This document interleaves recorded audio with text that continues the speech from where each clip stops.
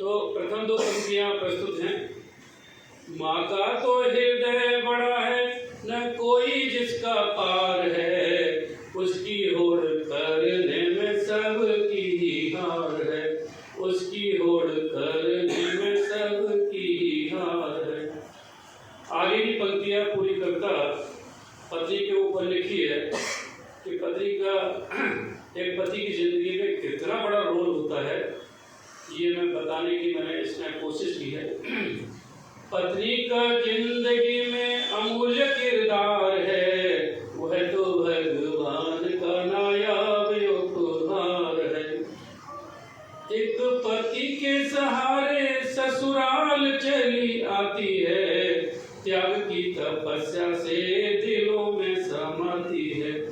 अजनबी, मैं कह रहा हूँ, किसी आदमी को अगर किसी अजनबी परिवार में भेज दिया जाए तो मुझे नहीं लगता कि रुक पाएगा। लेकिन यहाँ पर देखिए मतलब कितना बड़ा प्यार है। अजनबी परिवेश में निज धर्म निभाती है, मगर पति की बेरुखी से टूट टूट जाती है। उसे की खुशी से खुश घर संसार है, पत्नी तो खुदा का नायाब उपहार है। रोज रोज नए नए व्यंजन बनाती है, हमेशा ये रहता है कि शाम को क्या बनाया जाए, सुबह क्या बनाया जाए, और बड़ी धर्म संकट में रहती है, इधर उधर पूछताछ भी करती है। लेकिन उसका ये रहता है कि कल ये खाया था, आज दूसरा बनाऊंगी, तो कितना उसको जो है इस संकट से गुजरना पड़ता है। रोज रोज नए नए व्यंजन बनाती है, जैसा जिसका स्वाद वैसा भोजन पकाती है। उसमें स्नेह का छौंक लगाती है, प्यार से परोस कर खुशी से खिलाती है।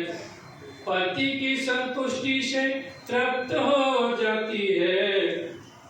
यदि उसकी थोड़ी सी, यहाँ मैं चाहूंगा कि पति को थोड़ा उसे अप्रिशिएट करना चाहिए।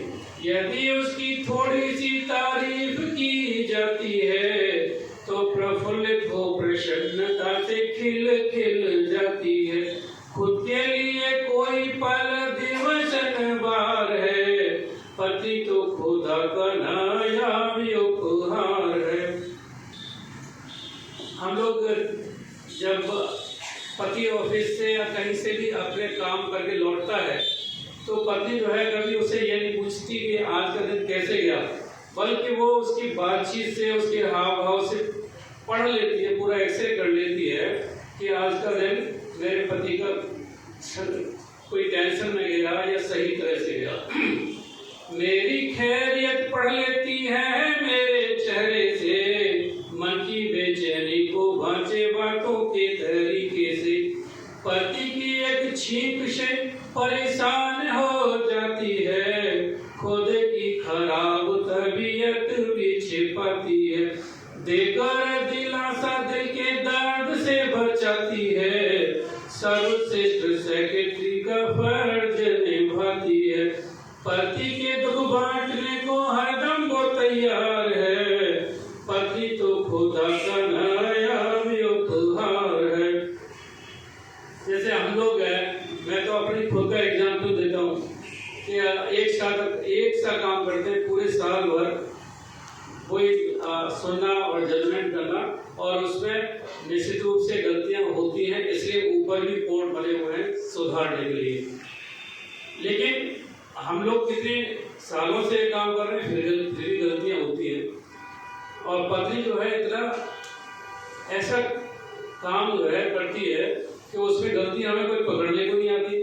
सारे रिश्तेदारों को, सारे परिवार को ऐसे संभाल के रखती है और खाना वाना बनाती है। कोई भी खाना बनाए, कहीं एक तिनका नमक भी ज्यादा नहीं होता। हम तो कहते एक वो हजारों काम करती है, फिर भी ढूंढने पे कोई खामी नहीं मिलती है। पति की लापरवाही पर थोड़ा सा झगड़ती है, जीवन के हर मोड़ पर फिक्र वह करती है। दुखों और दर्दों से वो घर की पहरेदार है, पति तो खुदा का नायाब भी उपहार है।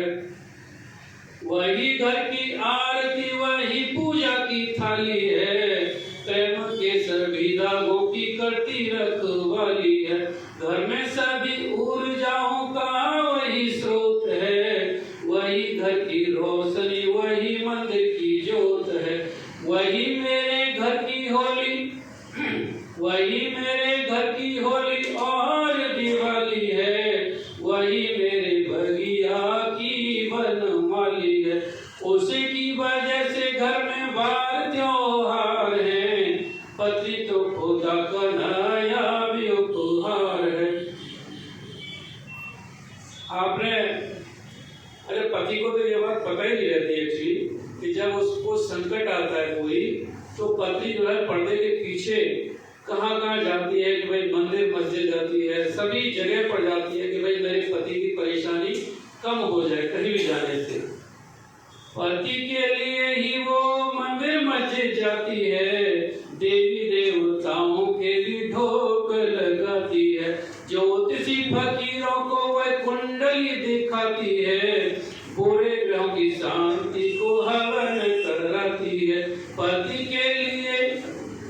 के लिए दिलो जान से निसार है, पति तो खुदा का नया भी उपहार है। जेठ की दोपहरी में वो शीतल मंद समीर है, शीत के झंझावातों में सूरज की किरण है। दो दिनों की बारिश में वह छतरी का एहसास है, निराशा के बादलों में सतरंगी आभास है। वही मेरे घर की खुशहाली की गवाही है, ख्वाहिशें अनेकों उसने आंचल में दबाई है। चहका वही आंगन की वही घर की जान है, उसका दिल दुखा तो रोता ये जहान है।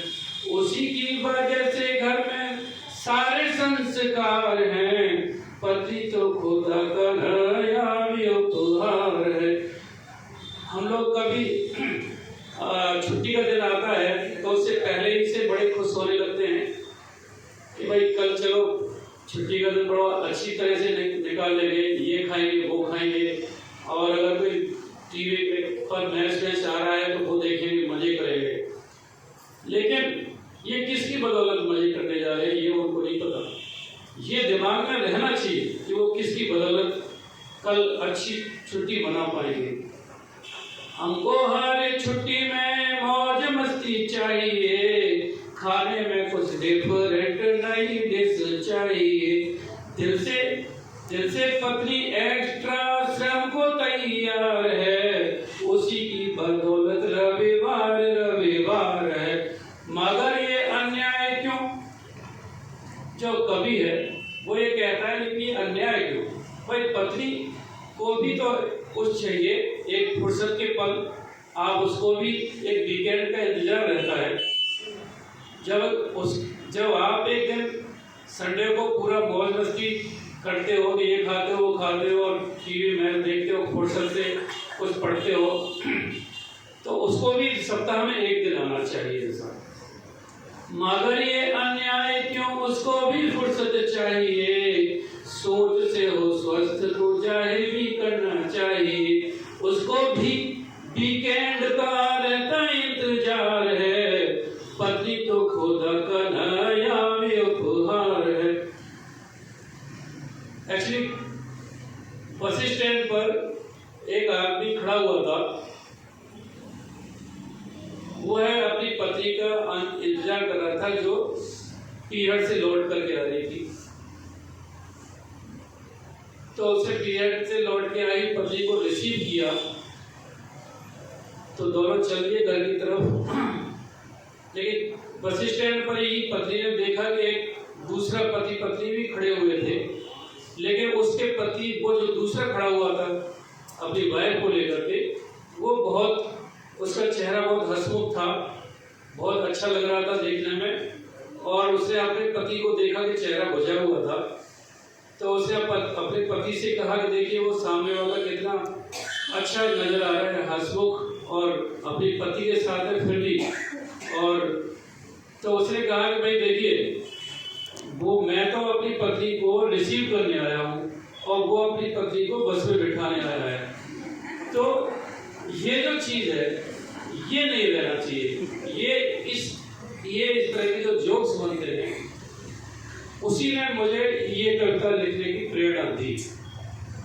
और मैंने जो लास्ट का स्टैंजा लिखा है, अगर मैं इस कविता को लिखने में सफल रहा हूं तो मुझे बताइएगा। पत्नी को जो हास्य का पात्र बनाते हैं, ऐसे ही लोग मन के रोगी कहलाते हैं। उसकी वफादारी शायद उसकी खता है, पति के दिल को खुद का मानती पता है। खुद से ज्यादा पति पर उसको एतबार है, एतबार मतलब विश्वास। खुद से ज्यादा पति पर उसको एतबार है, श्रद्धा का मजाक उड़ाते हो धिक्कार है। हरेंद्र हम सोच से इतना क्यों बीमार हैं, पति तो खुदा का नया भी उपहार है, पति तो खुदा